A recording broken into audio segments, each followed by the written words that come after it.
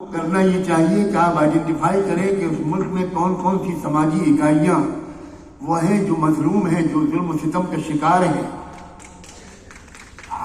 ہم یہ جو سمجھ رہے ہیں کہ ہم اکیلے مظلوم ہیں، اس کو بھی بڑا دخل ہے ہمارے اندر مایوسی اور خوف جیسے منفی احساسات کے پیدا ہونے میں۔ اس ملک کے سکھ بھی مظلوم ہیں، اس ملک کے کرسچنز بھی مظلوم ہیں۔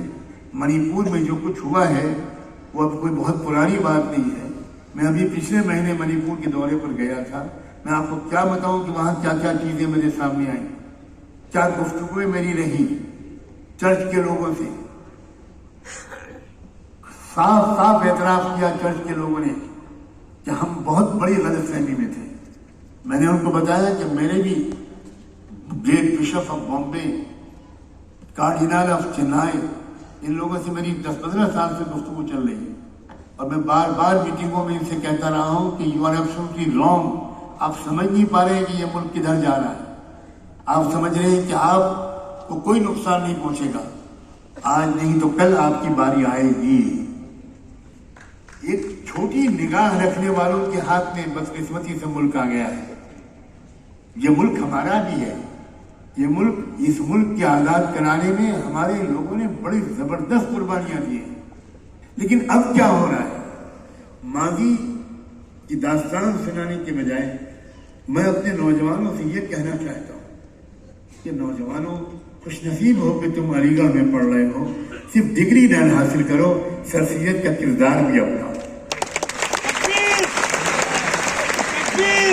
سر سید کے اخلاق، سر سید کے عزائم، سر سید کے جذبات، حالات کو ریڈ کرنے کا سر سید کا انداز، مستقبل کو سنوارنے کے سلسلے میں سر سید کا جو پازیٹیو اپروچ تھی، اس میں کوئی مصالحت، کوئی سرنڈر نہیں تھا، بلکہ وہ ایک ریئلسٹک پریگمیٹک اپروچ تھی، جس کے ذریعے سے وہ اپنی قوم کے لیے ایک موقع دلانا چاہتے تھے، اس سے پہلے کہ قوم کا میسیکر ہو اور قوم پوری طرح کچلی جائے، قوم اپنے پیروں پر کھڑی ہو۔ اور ان کو احساس تھا اس بات کا کہ کچھ میرے پاس ہے اور کچھ مجھے کہیں اور سے لینا پڑے گا۔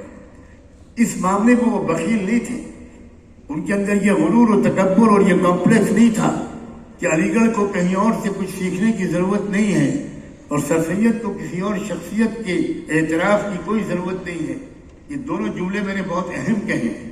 علی گڑھ کو کہیں اور سے کچھ لینے کی ضرورت نہیں اور سر سید کو کسی اور سے کچھ سیکھنے کی ضرورت نہیں۔ ان دونوں غلط فہمیوں سے سر سید کا پاک دل و دماغ بالکل صاف تھا، بالکل محفوظ تھا۔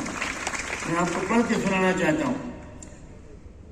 حضرت مولانا محمد قاسم نانوتوی کا نام آپ نے بارہا سنا ہوگا۔ دو ہی شخصیتوں کے نام لیے جاتے ہیں۔ تعلیم و تربیت کا جب موضوع چلتا ہے تو ایک طرف سر سید کا نام آتا ہے، ایک طرف حضرت نانوتوی کا نام آتا ہے۔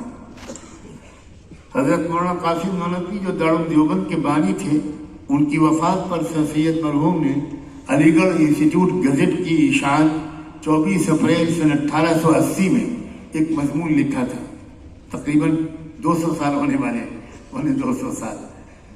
اس میں لکھتے ہیں، کسی ایسے شخص کا اپنے کسی ایسے معاصر کے بارے میں اظہار رائے کرنا جو اس شخص کے عقائد و افکار اور رجحانات سے شدید اختلاف رکھتا ہو۔